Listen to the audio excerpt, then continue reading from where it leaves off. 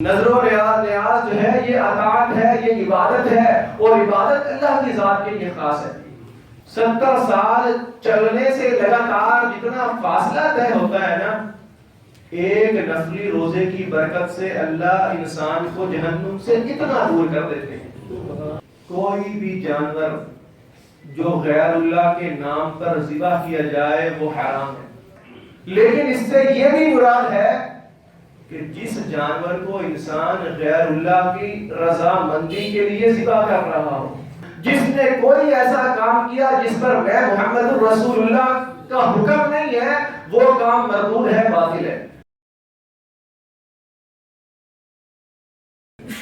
ہر قسم کی حمد و ثنا اللہ رب العالمین کے لیے، لا تعداد بے شمار بے حد و حساب انگنت درود و سلام جناب سید الاولین والآخرین، سید الانبیاء والمرسلین، شفیع المذنبین، رحمت للعالمین، امام المجاہدین، سید ولد آدم جناب سیدنا محمد رسول اللہ صلی اللہ علیہ وعلا آلہ وسلم کی ذات گرامی و اقدس و مقدس و مطہر و علا و بالا پر اللہ رب العالمین نے جس طرح کم و بیش 1 لاکھ سے زیادہ انبیاء بھیجے، لیکن ان انبیاء میں سے اللہ رب العالمین نے اولو العزم پیغمبروں کو زیادہ فضیلت دی، ان کو زیادہ مقام و مرتبہ دیا، اور پھر ان اولو العزم پیغمبروں میں سے جناب محمد الرسول اللہ صلی اللہ علیہ وسلم کو سب سے زیادہ مقام و مرتبہ دیا، آپ کو خاتم النبیین بنایا۔ یہ ساری کی ساری زمین اللہ رب العالمین نے خود ہی بنائی، لیکن اس پوری زمین پر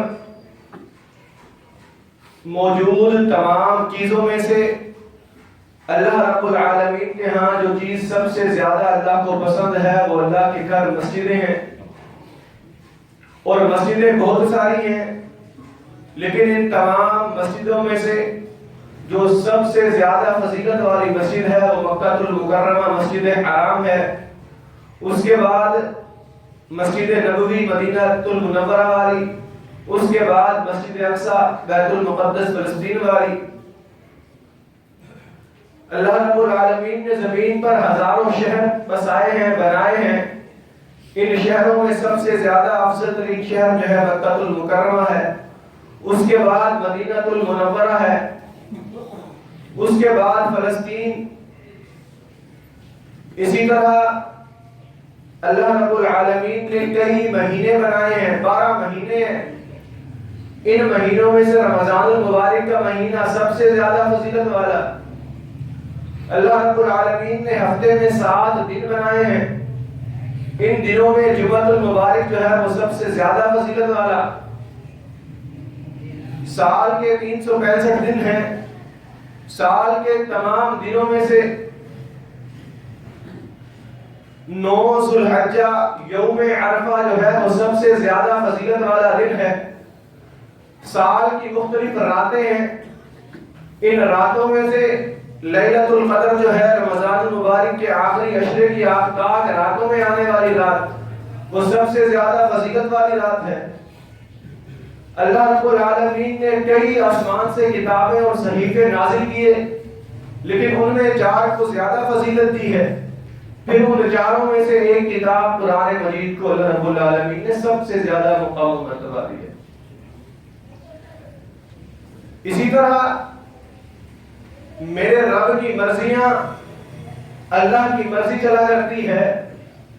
اللہ رب العالمین نے سال کے 12 مہینے بنائے ہیں، اور ان 12 مہینوں میں سے اللہ نے 4 حرمت والے مہینے بنائے ہیں۔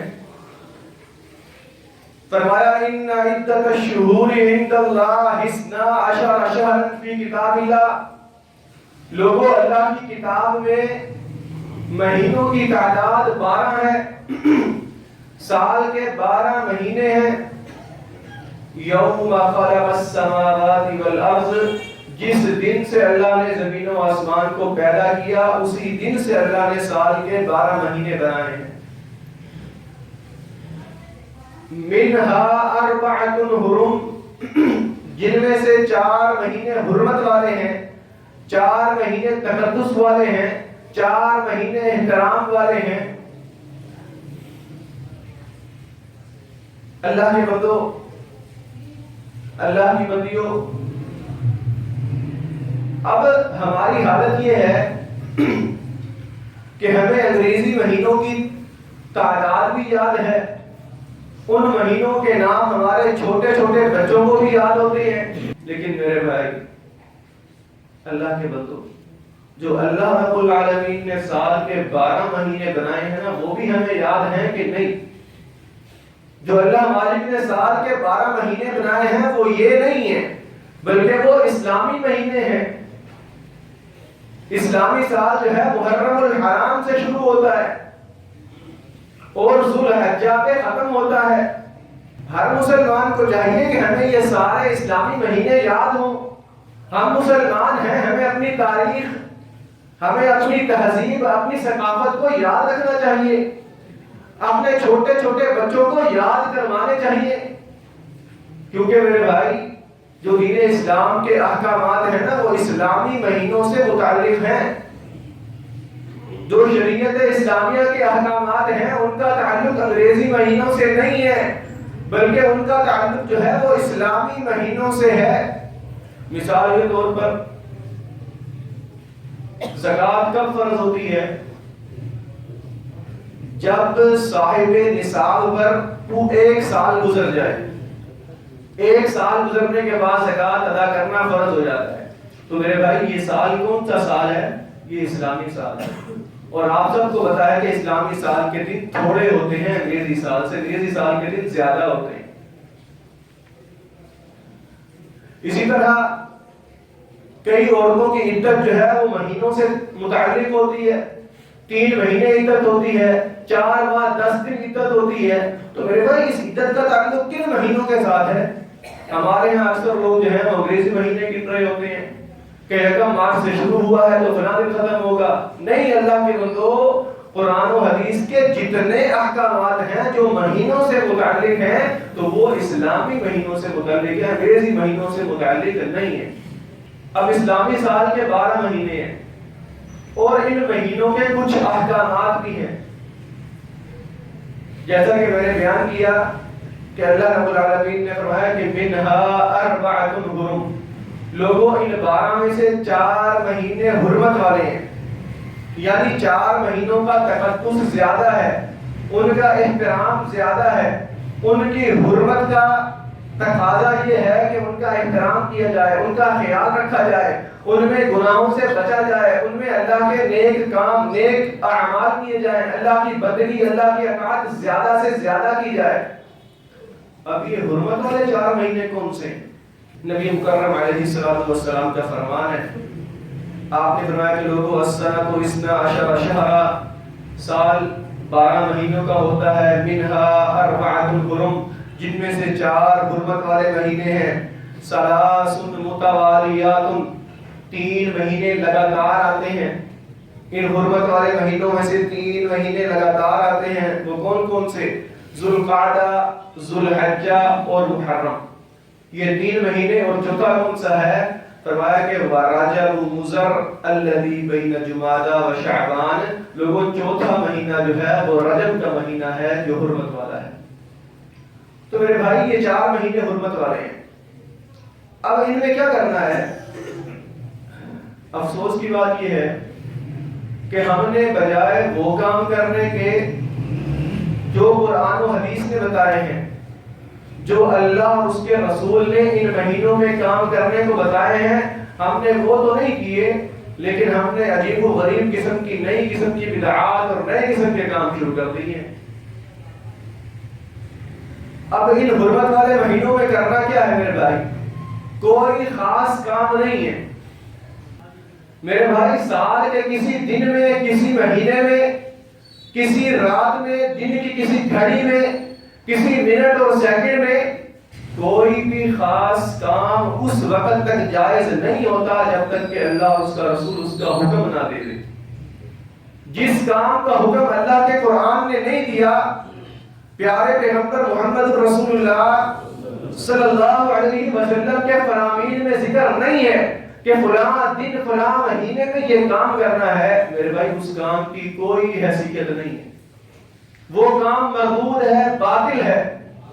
اب ان حرمت والے مہینوں میں کرنا کیا ہے؟ رب کے قرآن نے ہماری رہنمائی کر دی، فرمایا کہ فَلَا تَظْلِمُوا فِيهِنَّ أَنفُسَكُمْ، لوگوں ان مہینوں میں اپنی جانوں پر ظلم نہ کرو، اپنے آپ پر ظلم نہ کرو۔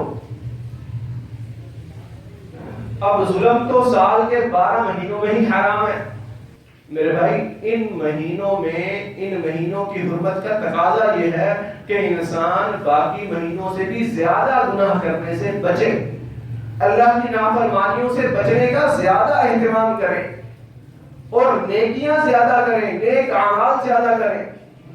اس کی مثال کیسے ہے؟ ایک آدمی جو ہے وہ باہر اپنے گھر کے اندر جو ہے گناہ کرتا ہے، اور ایک آدمی جو ہے اللہ کے گھر مسجد میں کھڑے ہو کر گناہ کرتا ہے۔ اب یہاں گناہ کی گرافٹی میں فرق ہے۔ اسی طرح یہ حرمت والے مہینوں جو ہیں صحابہ کرام رضوان اللہ علیہم اجمعین سے مروی ہے، جناب سیدنا عبداللہ بن عباس رضی اللہ تعالیٰ عنہما سے مروی ہے کہ لوگوں ان حرمت والے مہینوں کا تقاضا یہ ہے کہ ان میں اللہ کی بندگی زیادہ کی جائے، ان میں نیک اعمال، نفلی اعمال زیادہ کیے جائیں، فرض اعمال میں زیادہ رغبت رکھی جائے۔ جیسا کہ نفلی روزے ہیں، پورا سال رکھنے ثواب والا کام ہے، اور ایک نفلی روزے کا ثواب کتنا ہے میرے بھائی؟ ہم کتنے لوگ یہاں پر موجود ہیں؟ بڑا آسان سا سوال ہے کہ ایک نفلی روزے کی فضیلت کیا ہے، اس کا ثواب کیا ہے؟ جہاں تک فرض روزے کی بات ہے تو وہ تو اللہ رب العالمین نے فرمایا ہے کہ الصوم لی وانا اجزی بہ، کہ لوگوں یہ روزہ میرے لیے ہے، میں اللہ خود ہی قیامت کے دن اس کا بدلہ دوں گا۔ لیکن جو نفلی روزہ ہے اس کی فضیلت کیا ہے؟ نبی مکرم علیہ الصلوۃ والسلام نے فرمایا باعد اللہ لہ من النار 70 خریفا، 70 سال لگاتار اگر کوئی انسان چلے، 70 سال چلنے سے لگاتار جتنا فاصلہ طے ہوتا ہے نا، ایک نفلی روزے کی برکت سے اللہ انسان کو جہنم سے اتنا دور کر دیتے ہیں جتنا 70 سال میں انسان فاصلہ طے کر سکتا ہے، اور یہ ایک نفلی روزے کی فضیلت ہے۔ اللہ رب العالمین ہم سب کو نفلی روزوں کا اہتمام کرنے کی توفیق عطا فرمائے۔ میرے بھائی یہ رجب کا مہینہ ہے۔ اب رجب کے مہینے میں ہمارے ہم بہت سی بدعات پائی جاتی ہیں، جن میں سے ایک بدعت کا ذکر جو دور جاہلیت میں پائی جاتی تھی، نبی مکرم علیہ الصلوۃ والسلام نے فرمایا لا فرع ولا عتیرہ، لوگوں نہ ہی فرع ہے نہ ہی عتیرہ ہے۔ فرع سے مراد کیا ہے؟ عتیرہ سے مراد کیا ہے؟ فرع سے مراد گائے یا اونٹ کا وہ بچہ یا بکری کا وہ بچہ جو دور جاہلیت میں لوگ پہلا بچہ جو ہے بتوں کے نام پر ذبح کرتے تھے۔ جب کوئی اونٹنی کوئی بکری پہلا بچہ دیتی تو اس کو اپنے بتوں کے نام پہ ذبح کرتے تھے، جس کو فرع کہا جاتا ہے۔ تو آپ نے فرمایا کہ لوگوں اسلام میں فرع کوئی نہیں، یہ حرام ہے۔ نمبر 2 عتیرہ۔ عتیرہ کیا ہے میرے بھائی؟ عتیرہ یہ وہ جانور ہے جس کو جاہلیت میں لوگ رجب کے مہینے میں اپنے بتوں کے نام پہ ذبح کرتے تھے۔ رجب کے مہینے میں بتوں کے نام پر ذبح کیے جانے والے جانور کو عتیرہ کہا جاتا تھا۔ اور آپ نے فرمایا کہ لوگوں اسلام میں عتیرہ کچھ بھی نہیں ہے، اس کی کوئی حیثیت نہیں ہے، یہ حرام ہے، جائز نہیں۔ اس سے ایک اور بات بھی سمجھ لیں میرے بھائی، کوئی بھی جانور جو غیر اللہ کے نام پر ذبح کیا جائے وہ حرام ہے۔ اللہ رب العالمین نے قرآن مجید میں سورہ مائدہ کی پہلی آیت میں فرمایا، سورہ مائدہ میں فرمایا کہ حرمت علیکم المیتۃ والدم ولحم الخنزیر، کہ لوگوں تم پر مردار حرام ہے، خون حرام ہے، دم مسفوح، جب جانور کو ذبح کرتے ہیں اس کی گردن سے جو خون نکلتا ہے یہ حرام ہے۔ ولحم الخنزیر، اور سور کا گوشت، خنزیر کا گوشت بھی حرام ہے۔ نمبر 4 فرمایا وما اہل لغیر اللہ بہ، اور جس جانور کو غیر اللہ کے نام پر ذبح کیا جائے وہ بھی حرام ہے۔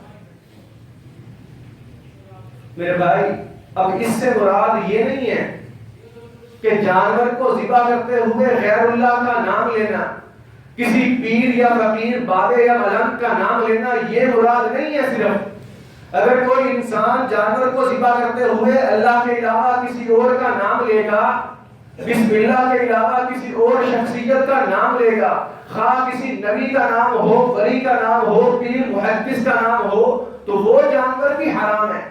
لیکن اس سے یہ بھی مراد ہے کہ جس جانور کو انسان غیر اللہ کی رضا مندی کے لیے ذبح کر رہا ہو، فلاں ولی اللہ، فلاں شخص، فلاں شخصیت کی رضا مندی کے لیے آپ ذبح کر رہے ہیں، نیت یہ ہے، لیکن ذبح کرتے ہوئے آپ بسم اللہ پڑھتے ہیں، وہ تب بھی حرام رہے گا، حلال کوئی نہیں ہونا، کیونکہ چھری پھیرتے ہوئے اللہ کا نام لینا یا غیر اللہ کا نام لینا یہ مقصود نہیں ہے، بلکہ جو نیت کے اندر ہے یہ مقصود ہے۔ اب اس کی دلیل کیا ہے؟ حدیث رسول میں آتا ہے، نبی مکرم علیہ الصلوۃ والسلام کے وقت صحابی آئے، کہا اللہ کے رسول میں فلاں جگہ پر جو ہے نا اونٹ ذبح کرنا چاہتا ہوں، میں نے دور جاہلیت میں نظر مانی تھی کہ فلاں جگہ پر اونٹ ذبح کرنا ہے۔ آپ نے پوچھا میرے صحابی، ہل کان فیہا وزن من اوزان الجاہلیہ، تو تم جہاں پر اونٹ ذبح کرنا چاہتے ہو کیا وہاں پر دور جاہلیت میں کوئی بت تو نہیں تھا؟ کوئی دور جاہلیت کا بت، ان کا کوئی میلہ، کوئی عرس تو نہیں ہوتا تھا؟ اس نے فرمایا کہ نہیں اللہ کے رسول ایسا نہیں۔ آپ نے فرمایا کہ پھر ٹھیک ہے، پھر ذبح کر سکتے ہو، لیکن اگر دور جاہلیت کا کوئی بت وہاں پر ہو تو وہاں پر بھی اللہ کے نام کے ساتھ جانور ذبح نہیں ہو سکتا۔ اسی طرح قرآن مجید نے سورہ مائدہ کے اندر ہی فرمایا وَمَا ذُبِحَ عَلَى النُّصُبِ، وَمَا ذُبِحَ عَلَى النُّصُبِ، وہ جانور جو بت خانوں پر ذبح کیا جائے، جو تھانوں پر ذبح کیا جائے، یعنی وہ جگہیں جو غیر اللہ کی عبادت کے لیے ہوتی ہیں، جس طرح کے دربار اور مزارات ہوتے ہیں، جو جانور وہاں پر بھی ذبح کیے جائے وہ جانور بھی حرام ہے۔ کئی لوگ جو ہیں ماشاءاللہ غیر اللہ کے نام کی نظر و نیاز تقسیم کرتے ہیں، اللہ کے بندو یہ حرام ہے، صراحت کے ساتھ حرام ہے۔ رب کے قرآن نے حرام کیا ہے، محمد الرسول اللہ صلی اللہ علیہ وسلم کے فرامین نے اس کو حرام کیا ہے۔ کسی مسلمان کے لیے جائز نہیں ہے کہ وہ غیر اللہ کے نام پر نظر و نیاز دے۔ کیوں میرے بھائی؟ نظر و نیاز جو ہے یہ عبادت ہے، نظر و نیاز جو ہے یہ اطاعت ہے، یہ عبادت ہے، اور عبادت اللہ کی ذات کے لیے خاص ہے، عبادت اللہ کی ذات کے لیے خاص ہے، کسی غیر اللہ کے لیے بھی عبادت اس کے نام سے نہیں ہو سکتی۔ اسی طرح میرے بھائی رجب کے مہینے میں بہت سارے کام ہوتے ہیں، ہمارے ہاں ایک صلاۃ الرغائب کے نام سے مشہور ہے کہ رجب کے مہینے میں جو پہلی جمعرات آتی ہے، جمعرات کا روزہ رکھنا اور رات کو نماز پڑھنا صلاۃ الرغائب کے نام سے، یہ کسی صحیح حدیث سے ثابت نہیں ہے۔ اسی طرح رجب کے مہینے میں مخصوص روزے رکھنا، رجب کے کنڈے یا رجب کی 27ویں رات کی عبادت کرنا، یہ تمام کام صحیح ثابت نہیں ہے۔ امام شوکانی رحمہ اللہ فرماتے ہیں انما رویا من فضل صیام رجب فکلہ موضوع، فرماتے ہیں کہ میرے بھائی رجب کی فضیلت کے بارے میں، رجب کے مہینے کی فضیلت کے بارے میں اور اس پورے مہینے میں کوئی خاص عمل، کوئی نماز، کوئی روزہ، کوئی بھی چیز جو ہے وہ صحیح احادیث سے ثابت نہیں ہے۔ فرماتے ہیں اس بارے میں تمام احادیث جتنی مروی ہیں وہ یا تو ضعیف ہیں، یا تو موضوع ہیں، یا رسول اللہ صلی اللہ علیہ وسلم پر جھوٹ باندھا گیا ہے۔ ہمارے ہاں ہمارے معاشرے میں بہت سارے کام ایسے ہیں، بہت ساری عبادات جن کو ہم نے نیک اعمال کا نام دیا ہوا ہے، اور کرنے والے لوگ اس کو ثواب کی نیت سے کرتے ہیں، خلوص سے دل سے کرتے ہیں۔ اگر ان کو یہ بات سمجھائی جائے نا کہ اللہ کے بندو یہ عمل قرآن و حدیث سے ثابت نہیں ہے، تو کہا جاتا ہے کہ ہم تو ثواب کی نیت سے کرتے ہیں۔ میرے بھائی ایک اصول خلاصہ اپنے ذہنوں کے اندر اچھی طرح بٹھا لیں، اچھی طرح اس کو سمجھ لیں، اس بات کو کوئی بھی عمل جو قرآن و حدیث سے ثابت ہے، جس طریقے پر وہ عمل ثابت ہے، جس طریقے کے ساتھ قرآن اور حدیث میں ذکر ہے، وہی عمل کسی اور طریقے سے کرنا یہ حرام ہے، اس کو بدعت کہا جاتا ہے۔ چاہے کرنے والا جس مرضی خلوص نیت سے کر لے، جتنے مرضی ثواب کی نیت سے کر لے، اس کی نیت کے اندر جتنا مرضی خلوص ہو میرے بھائی، وہ عمل جو ہے کسی کام کا نہیں، وہ عمل باطل ہے، مردود ہے۔ اما جان سیدہ عائشہ صدیقہ رضی اللہ تعالیٰ عنہ فرماتی ہیں، رسول اللہ صلی اللہ علیہ وسلم نے فرمایا من عمل عملا لیس علیہ امرنا فہو رد، جس نے کوئی ایسا کام کیا جس پر میں محمد رسول اللہ کا حکم نہیں ہے، وہ کام مردود ہے، باطل ہے۔ اس کی دو مثالیں دیتا ہوں، ٹائم بہت شارٹ ہے۔ نبی مکرم علیہ الصلوۃ والسلام سفر پہ نکلے، آپ کے ساتھ صحابہ کرام تھے۔ حدیث میں آتا ہے حتی بلغ قراء الغمیم، جب وہ قرآن مقام پر پہنچے نا تو روزہ رکھنا مشکل ہو گیا، گرمی تھی۔ نبی مکرم صلی اللہ علیہ وسلم نے پیالہ بنوایا، روزہ افطار کر لیا، اور کچھ صحابہ نے بھی روزہ افطار کر لیا، لیکن کچھ صحابہ نے روزہ افطار نہیں کیا۔ ان سے پوچھا گیا کہ روزہ افطار کیوں نہیں کیا؟ انہوں نے کہا کہ ہم سمجھتے ہیں کہ ہمارے اندر طاقت ہے، ہم ابھی بھوک اور پیاس کو برداشت کر سکتے ہیں، اس لیے ہم نے روزہ مکمل رکھنے کا ارادہ کیا ہے۔ میرے بھائی یہ پیارے پیغمبر کے صحابہ ہیں، پیارے پیغمبر کے ساتھ ہیں، روزہ پیارے پیغمبر کے حکم سے رکھا تھا، لیکن افطار نہیں کیا۔ نیت کیا تھی کہ اللہ نے طاقت دی ہے، مکمل کر سکتے ہیں۔ لیکن ان کے بارے میں جب رسول اللہ صلی اللہ علیہ وسلم کو پتا چلا نا، پتہ ہے آپ نے اپنی زبان نبوت سے کیا کہا تھا اپنے صحابہ کے بارے میں؟ فرمایا تھا اولئک العصاۃ، اولئک العصاۃ، اولئک العصاۃ، یہ نافرمان ہیں، یہ نافرمان ہیں، یہ نافرمان لوگ ہیں۔ 3 مرتبہ آپ نے فرمایا تھا۔ کیا صحابی رسول سے زیادہ خلوص میرا اور آپ کے اندر آ سکتا ہے؟ اور ہم بچوں کو بلا لیتے ہیں کہ دکان کا افتتاح کر رہے ہیں، گھر کا افتتاح کر رہے ہیں، بچوں کو بلاتے ہیں، قرآن پڑھواتے ہیں ثواب کی نیت سے، اور اللہ کے بندوں جو عمل پیارے پیغمبر نے نہیں کیا، آپ کے صحابہ نے نہیں کیا، اللہ کی قسم وہ عمل حرام ہے، باطل ہے، مردود ہے، بدعت ہے، اور کوئی بھی بدعت حسنہ نہیں بلکہ سیئہ ہوتی ہے۔ اسی طرح نبی مکرم علیہ الصلوۃ والسلام کی حدیث ہے، آپ کا فرمان ہے، فرمایا جب قیامت کا دن ہوگا نا، میں اپنے حوض پہ، حوض کوثر میں کھڑا ہوں گا، لوگوں کو قیامت کے دن پانی پلا رہا ہوں گا، پیالے بھر بھر کے دے رہا ہوں گا۔ اللہ ہم سب کو حوض کوثر سے پانی نصیب فرمائے۔ آپ نے فرمایا کچھ لوگ لائے جائیں گے، ان کے وضو کے اعضاء چمک رہے ہوں گے، میں دیکھ کے پہچان لوں گا کہ میری امت ہے، لیکن جب میرے قریب پہنچیں گے نا، درمیان میں فرشتے دیوار بنا دیں گے، رکاوٹ ڈال دیں گے، میں کہوں گا فرشتوں آنے دو، یہ میری امت ہے۔ فرشتے کہیں گے اللہ کے رسول آپ جانتے ہی نہیں، انہوں نے آپ کے بعد دین کو بدل دیا تھا، دین کے کاموں کو تبدیل کر دیا تھا۔ آپ نے فرمایا میں اس ٹائم کہوں گا، فرمایا میں اس ٹائم میدان محشر میں اپنے حوض کوثر پہ کھڑا ہو کر یہ کہوں گا سحقاً سحقاً لمن غیر بعدی، اس کو دور لے جاؤ، اس کو دور لے جاؤ جس نے میرے بعد دین کو تبدیل کر دیا۔ اللہ رب العالمین سے دعا ہے اللہ ہمیں دین حنیف کو سمجھنے کی توفیق عطا فرمائے، اللہ ہمیں سنت رسول سے محبت کرنے کی توفیق عطا فرمائے، اللہ تمام مسلمانوں کو بدعات سے بچائے۔ سبحان ربک رب العزۃ عما یصفون، والسلام علی المرسلین والحمد للہ رب العالمین۔